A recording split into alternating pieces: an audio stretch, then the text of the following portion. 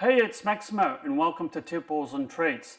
Today I've got a slightly unusual gin that I'm going to taste, and that's the Greenall's Wild Berry Gin. Join me for this gin review.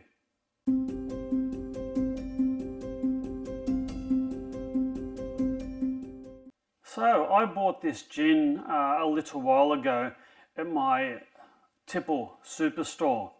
I bought it for $49, I think it was on special, and 49 Australian dollars is something like 35 US dollars, so this is quite reasonably priced.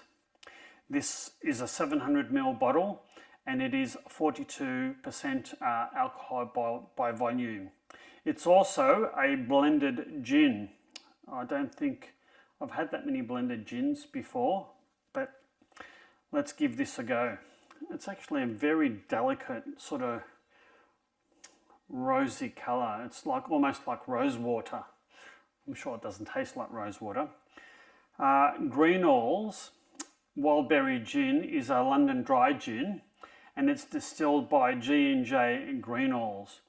It's England's oldest gin distillers, first producing gin in 1761, so that was quite a while ago. And I'm not sure you can see, but there's 1761 embossed on the bottle.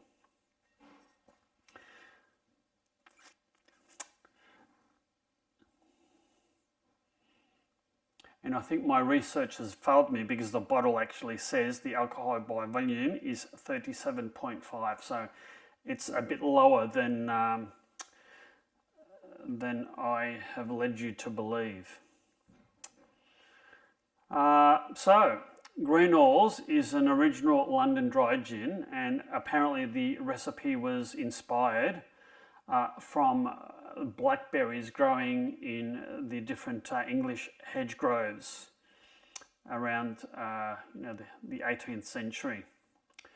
I'm going to crack this open and give it a try. So Greenall's Wild Berry Gin with natural blackberry and raspberry flavour.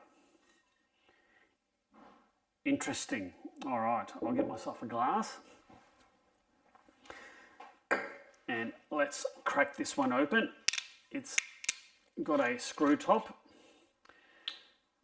and a fairly plain bottle apart from a little bit of embossing on it. That is a very satisfying glug of the bottle, if I say so myself. All right, I'm eager to try this. Hopefully it won't be too sweet, but there's only one way to find out, and that's to give this a red hot go. So cheers. Oh, that's quite fruity. Quite fruity. It smells a bit like blueberry juice. I'm not really getting any hint of juniper on the nose there.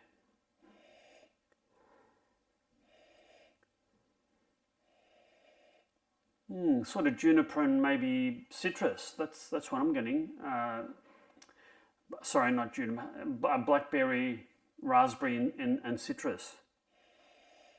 Are you going to try this one? Cheers.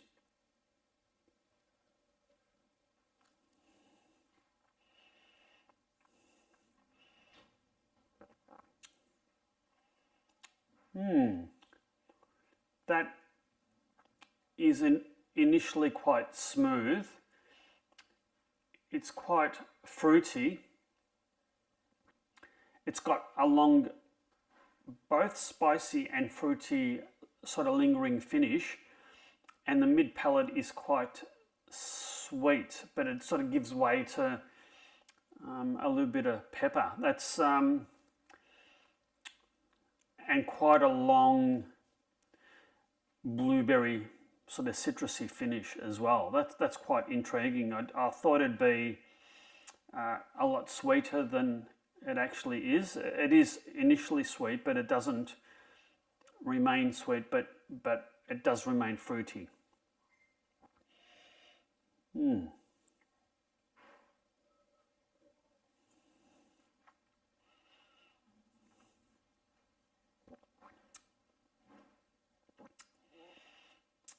That's quite interesting. It is quite smooth and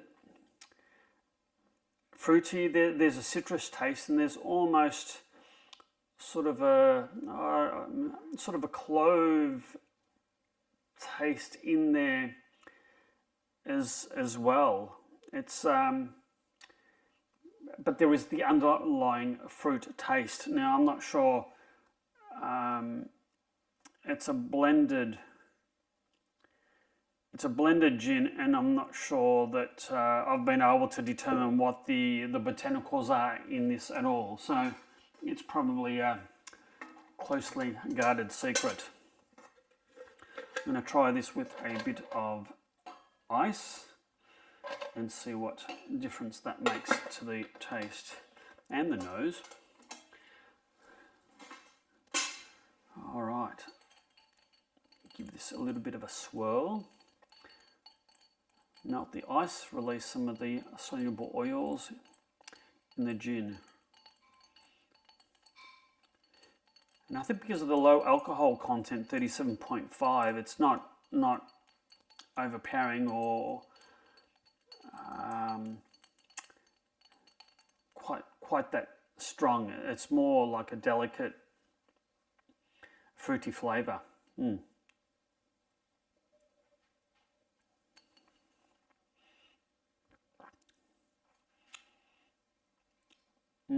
It's the smoothiness is still there, and I think the ice has brought out the fruit, the blueberry, the raspberry, and it's toned down some of the spiciness.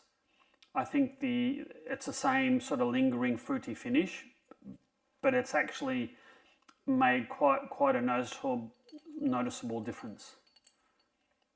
It's actually nice with ice. I think it's nicer with ice than without. It just smells so alluring.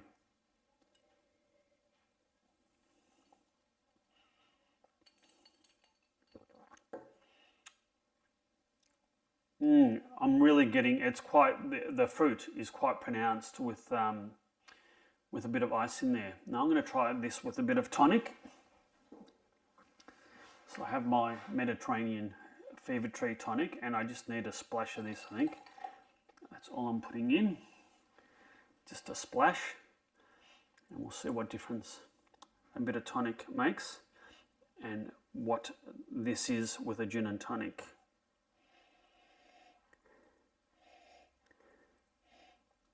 Still getting fruit. Cheers, everyone.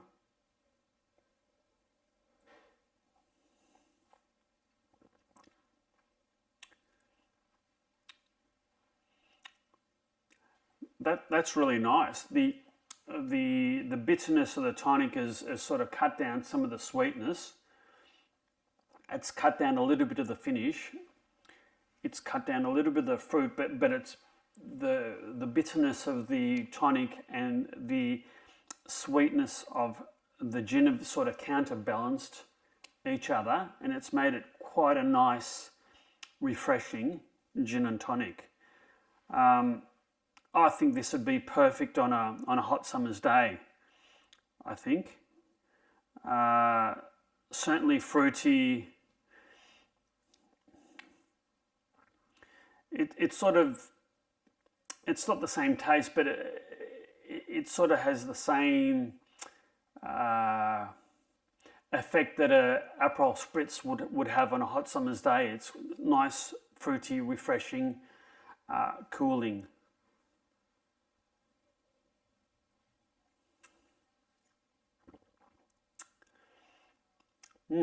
That's a very nice gin and tonic. I think Joe will be happy with this purchase. We're heading into summer, so summer's only a couple of weeks away. Yeah, this will be a good summer gin and tonic for all concerned. Well, I do hope you've liked this review. If so, please hit that like and subscribe button, and hit that notify bell so you'll never miss out on my upcoming videos. And on that very pleasing berry and fruity note, you take care and cheers.